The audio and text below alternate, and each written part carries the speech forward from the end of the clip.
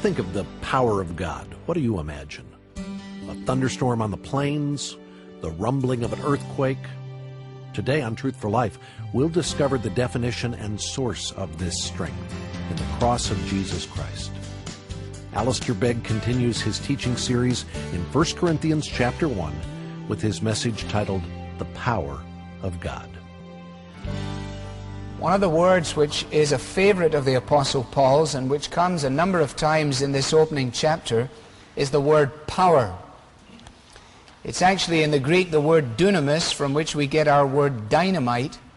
And it's no exaggeration to say that the opening verses of 1 Corinthians are just packed with dynamite. There is much that is explosive in them. It is explosive in terms of what Paul is conveying to the Corinthian church, and it frankly remains explosive 2,000 years later, or approximately so, as we examine the implications of this letter for our church and for our lives today. I'd like you just to notice the usage of the word power. If you have your Bible open, he uses it for the first time in verse 17, where he refers to the cross of Christ being emptied of its power. In verse 18, he refers to those being saved by the power of God. In verse 24, he identifies once again that it is Christ, the power of God and the wisdom of God. And when we get into chapter 2, in verse 4 and in verse 5, he mentions again this same power. And at the heart of all that he's saying here, and it is important that we don't lose sight of the wood for the trees, that in coming to these verses and dismantling them and unpacking them, as it were, it might be possible for us to miss the overarching statements that Paul is making. And that's why this morning I want, in a sense, to step back from it in light of what we've already studied and what we're about to study, and see this overarching sweep of Paul's direction to us. The striking contrast which pervades these opening 2.5 chapters or so is found in the fact that it is in apparent weakness that great strength and power is to be found. That the foolishness of men, which men think is wisdom, is being contrasted with the wisdom of God, which men think is foolishness. And when we begin to wrestle with the implications of this, we understand that if we are prepared to think about these notions, we recognize that they challenge so much that is standard text, as it were, in our current thinking. Not only in terms of secular thinking, but also in terms of ecclesiastical, or the kind of thinking that goes on in churches. And so what I'd like to examine with you this morning is this whole question of the power of God, by seeking to answer a number of questions. Question number one, where is this power of God to be found? It seems to me that it is very, very important that we're able to answer this question. It's more than a matter of passing significance. If a church, if the church, is going to have an impact in our society, the only way in which it will have an impact is if it's powerful, and if it doesn't know where its power lies, then it is fairly clear to our thinking to understand that there will therefore be no power manifest in our culture. And the fact is that the power of God is sadly depleted in our culture. We may not choose to recognize that, or we may want to argue with it, but I put it to you for your consideration. The power of God is sadly depleted in our day. Indeed, for the first time in the history of Gallup poll taking, in answering the question, do you believe that religious life is influential in our culture, a minority of people answered yes. Now, we may be worried by that. Frankly, I'm not sure that I am, because I think the penny is beginning to drop. I think people are beginning to understand that religion, as a system of man's quest for God, is actually not influential in our culture.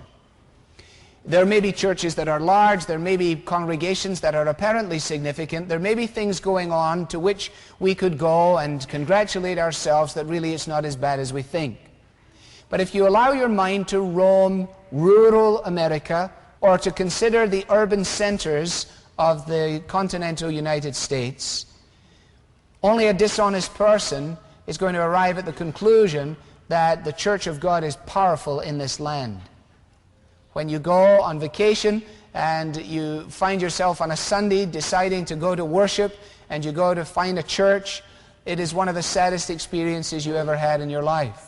Not simply that the church to which you go is probably small and fairly insignificant in terms of its impact in its community, but also because the whole world drifts by as you're going. People are getting on their bicycles and grabbing for their golf clubs and taking their dogs for long walks and jamming their face with donuts and arming themselves with the copy of the New York Times weekend edition. And whether we like it or not, the church has a real power crisis. Now, recognizing this historically, the church has gone down a number of avenues in order to reassert itself. I'm going to articulate some, but not all of them. And again, you can assess whether this is accurate on my part or not. It seems to me that in a quest for power and recognizing the fact that it has lost its hold, that it is no longer Little House on the Prairie, there's no longer the church bell and the school bell. It is no longer that the Bible is in one hand and the primer for reading is in the other hand, and that the primer makes use of much that is in the Bible and the Bible articulates much that is in the primer. Those things have largely gone, but they were here. They were present. And so recognizing that the church is no longer pivotal, you don't put churches in the key places in your cities now. You put banks in the key places in your cities. You do not put churches in key locations in suburbia. You put fast food restaurants in key places in suburbia, because what you're trying to do is to respond to where a culture is. A culture in the past wanted to go to church, therefore put it in a good spot. A culture today no longer wants to go to church, so just put it somewhere. It doesn't really matter where it might be located. Recognizing this, the church has walked down the avenue of social influence, saying we're really not doing very much behind these pulpits, so let us go out and we will make an impact socially. Another avenue down which it is sought for power is the intellectual avenue, the scholastic movement, whereby it became imperative for those who proclaim the Word of God to be as bright as they possibly might be, so that they may be able to convey to the world that the gospel is really for the intelligent and for the wise. Another avenue down which the church has walked in search of power is the ecumenical avenue. Recognizing that fragmentation is not apparently very successful, we have endeavored to bind ourselves together in increasing numbers of people, with the accompanying issue that we have to diminish what we believe in order to unite our hands with wider and wider groups. And in a quest for making an impact on society, the ecumenical avenue is walked. What of the political avenue? Let's show that we are a voice to be reckoned with, that we recognize ourselves to have a powerful political lobby. Therefore, we will show that the church is powerful in the political realm. Or, let us then become phenomenal. Let us concentrate on dramatic events.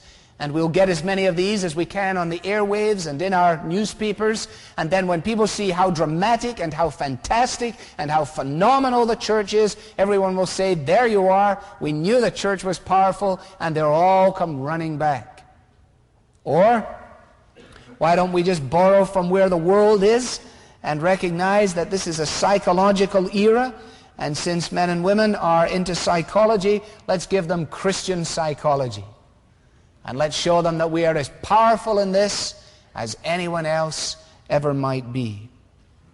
And down all those avenues, the church has walked and walks yet today, and I still affirm before you that the power of God is depleted in our culture. The answer, you see, does not lie down any of those avenues. Those avenues are ultimately, in and of themselves, or cumulatively representative of words of human wisdom, which he refers to in verse 17. And he said, we're not going to preach the gospel with words of human wisdom. We, if we choose to do that, will denude the cross of its power. Why, for all of its wealth and for all of its numbers, does the church make so little impact?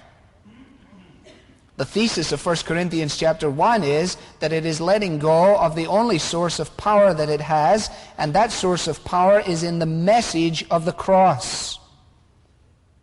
For the message of the cross, says Paul in verse 18, foolishness to those who are perishing, but to us who are being saved, the power of God.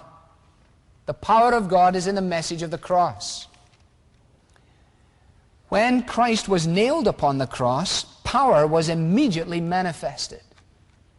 We don't often think about that, but it is true. The Romans were well familiar with crucifixion. It was brutal, probably the most cruel form of death that any human being could ever experience.